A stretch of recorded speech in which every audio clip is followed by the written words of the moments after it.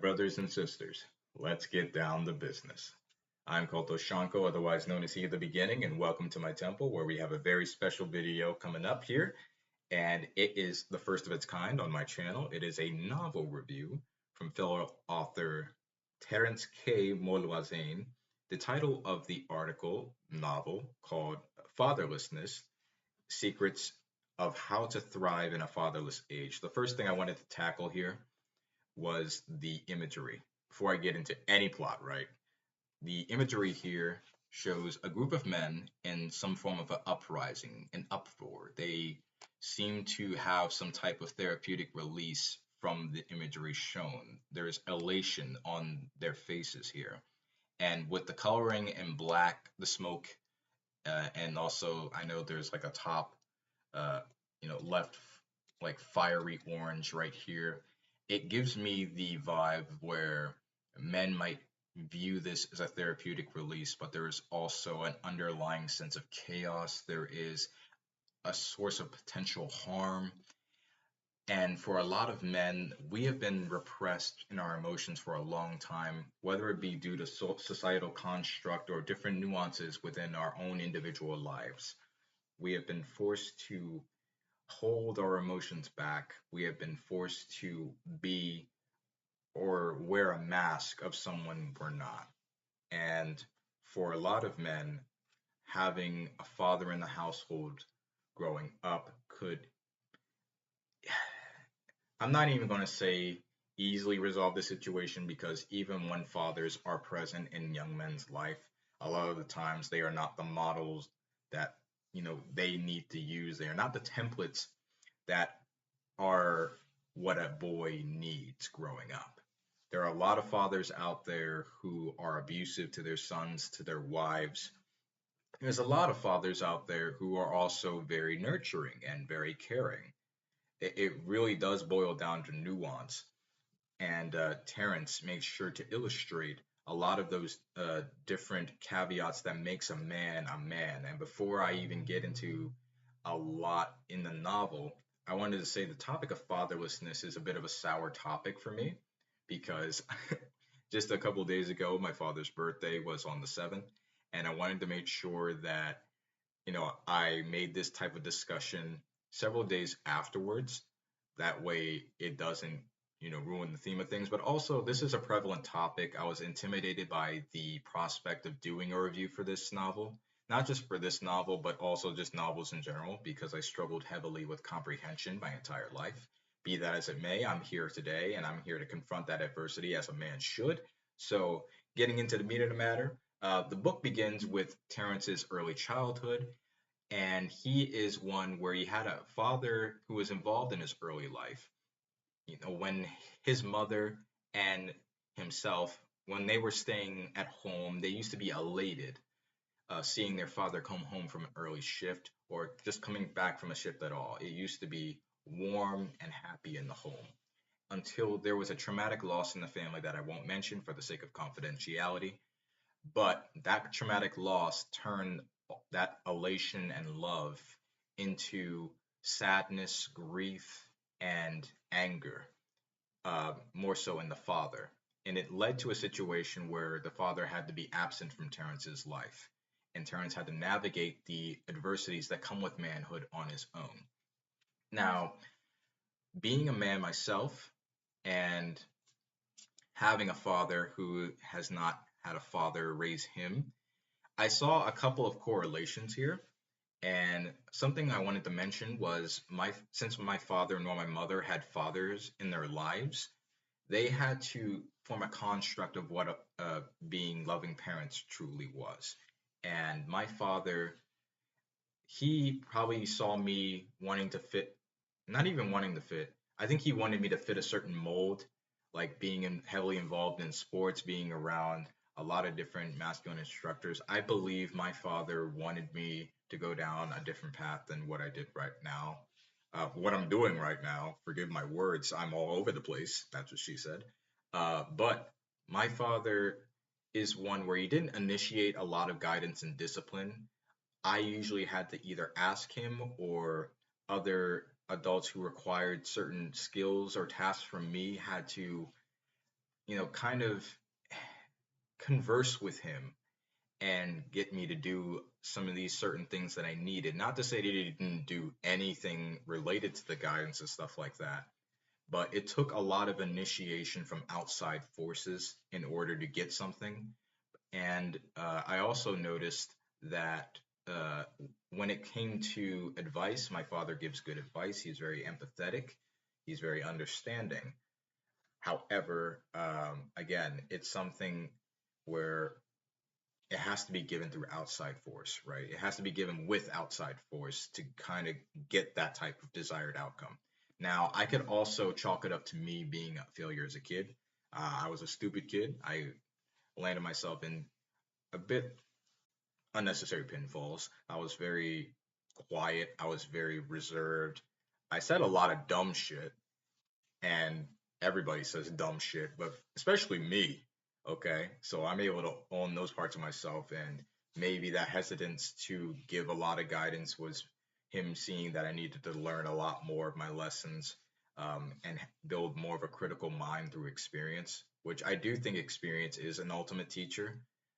It definitely does help to experience things firsthand instead of just giving advice if you have not lived through the events.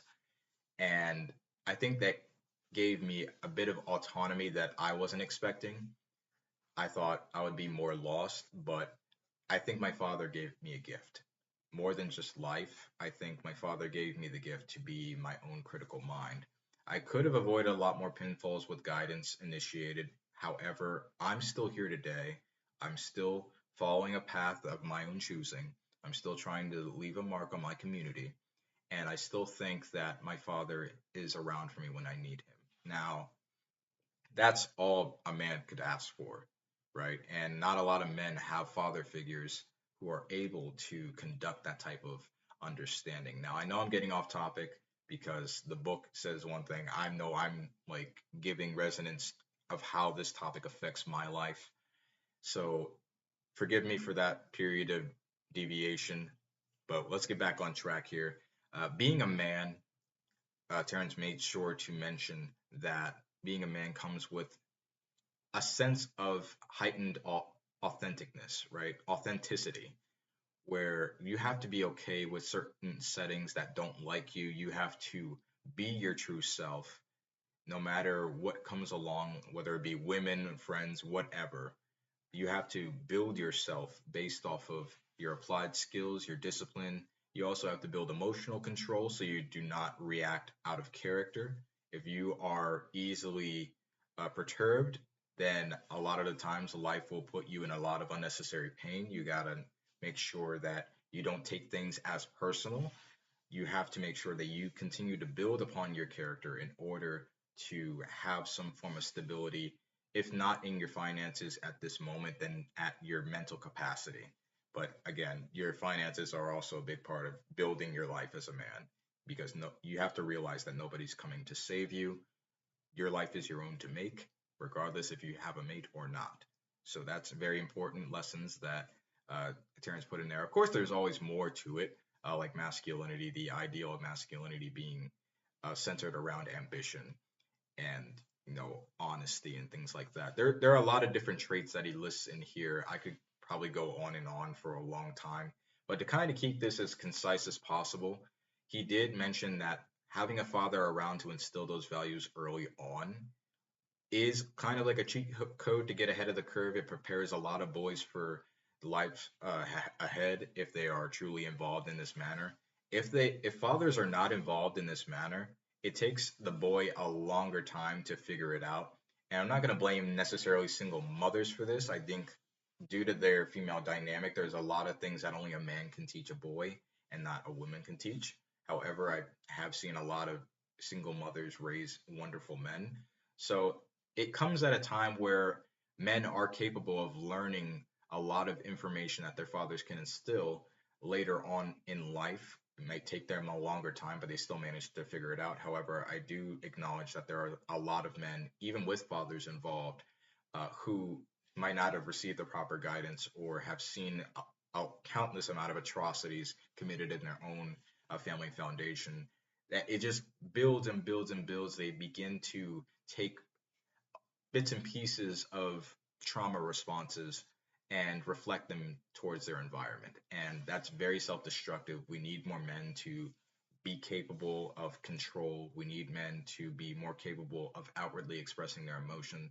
And societal norms, when a woman is telling a man to do this, do this, do this, do this, it's a subtle form of control. I know that they probably don't mean to be like that, or some of them probably do.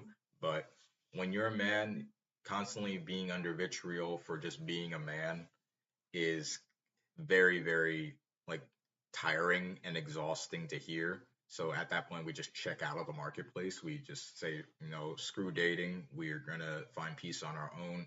And I do urge a lot of men to find peace on their own. I know for me, I've been through a very, very, very traumatic, love hate relationship with the idea of relationships. And for me, it's all about building my sense of peace and autonomy. So that's why I'm kind of, backing away from the dating scene as it were. I've been single for multiple years, but that's again, I'm getting off topic here. Um, there was also another thing I wanted to mention here. My throat is getting dry as hell. That's not what I wanted to mention, but I just noticed as I continued to speak, and I probably should have brought up a glass of water or something. But alas, I am a dunce, and I own that wholeheartedly. I don't know how I became an author. Lord forgive me. So I had to get into the pros and cons, right? Pros and cons. Pros first has a lot of worthwhile information for men. I highly recommend this information for men who might be feeling stuck in certain aspects of their life because it's very natural for us to feel stuck. We oftentimes feel like failures because maybe we are not amounting to what society believes men should be, and that's deep rooted in a systematic problem rather than a just individual male problem. Also, I do think that having a firsthand testimony from Terrence's perspective does give a bit of an uplifting hope for men in the form of you are able to do wonderfully without a father's guidance. You never have to harbor hatred for your father for being absent or being unable to give you the guidance that you need because it creates adversity, and adversity does create stronger people. And as men, we do seek to be stronger and stronger and stronger as people. So that's a great thing to have. It also taught us about the ways and how to interact with women as our authentic selves. We don't need to jump through hoops and overexert our energies just to be considered by a female. If a female likes us, she will make it known, right? There's different ways of having that caveat be explored, and you don't have to surrender your true nature in order to get that to happen.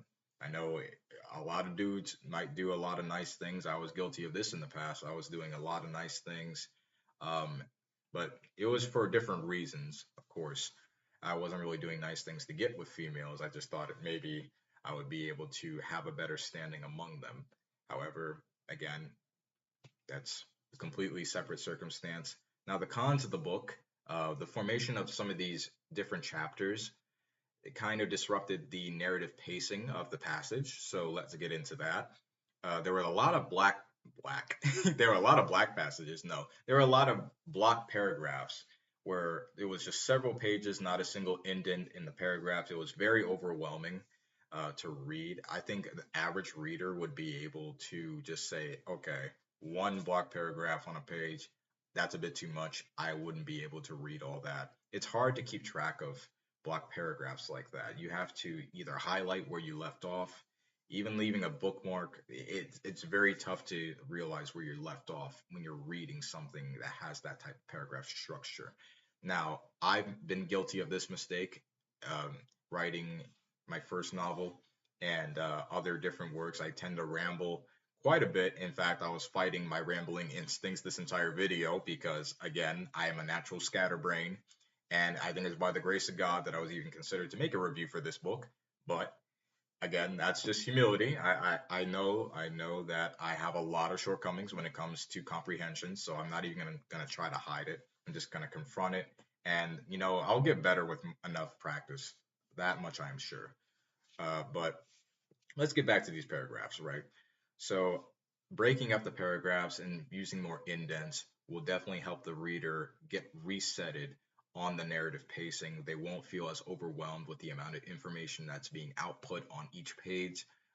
Also, I wanted to talk about several allusions to different pieces of literature that were in some of these chapters. I felt like they didn't tie back to the theme of fatherlessness or the theme of how a father role in the family should be, more important or whatnot. Not in the way it's very, how should I say this? A lot of some of these allusions were not tied back in ways where it like went back to the book's main themes. It talked about different other traits that kind of coincided with what it means to be a man. And if that's the intention, I guess you've nailed that. But if you wanted your allusions to center back to the themes of your main passage, it's better to have that as a separate chapter, kind of use block excerpts, and again, just make sure you break up your paragraphs because it's very overwhelming.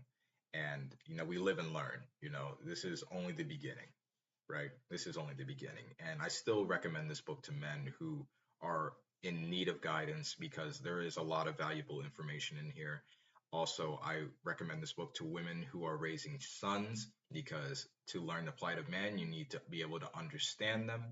And this book does have a helping hand in that. Also, if you're a woman who just wants to understand man, just to want to understand man, in regards to wanting to find a future partner, or if you have a male friend that's struggling, or if you see that there is something going on in society that affects men that is really negative to their psyche and you want to be a part of the healing process, reading this book can definitely help you uplift more men in your life. But overall, I do think this was a great read. Terence did a wonderful job with this. I will be sharing his link to a lot of his work in the description down below. He is a man of many talents, and I wanted to make sure that you guys subscribe and, love some of his content because, again, it would mean a lot to him. It would mean a lot to me as well. Also, subscribe to my channel. I know I have my Child with a Dragon's Heart novel series promotions coming up for my upcoming installment, Arc 1, The Journey of Four. So be in tune for that. I'm not going to be posting as many gaming related content on my channel as I used to. So, without further ado, make sure again to like, comment, subscribe to my channel. And as always, face the mountain.